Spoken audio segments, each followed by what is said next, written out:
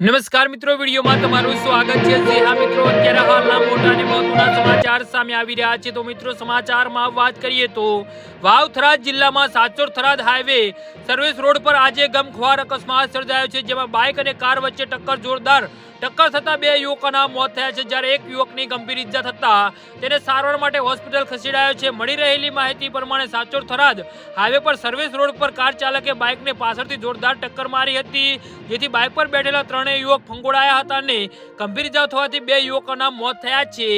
જી હા મિત્રો, મૃતકના મૃતદેહને પોસ્ટમોર્ટમ માટે ખસેડવામાં આવ્યા છે, જ્યારે ઇજાગ્રસ્તને તાત્કાલિક થરાદની સરકારી હોસ્પિટલમાં સારવાર માટે લઈ જવાયો છે। પ્રાપ્ત માહિતી મુજબ અકસ્માત પિલોડા ગામના પટેલ ભાણજીભાઈ કેસરાભાઈ અને નાગજીભાઈ સમાભાઈ વજીરનું મોત થયું હોવાનું જાણવા મળ્યું છે। પોલીસે ઘટના સ્થળે પહોંચી વધુ તપાસ હાથ ધરી છે। જી હા મિત્રો, તો આના વિશે તમારું શું કહેવું છે તો નીચે અમારી કમેન્ટ બોક્સમાં જરૂરથી જણાવજો અને અમારી યુટ્યુબ ચેનલને સબસ્ક્રાઇબ કરવાની ભૂલતા નહીં। ધન્યવાદ।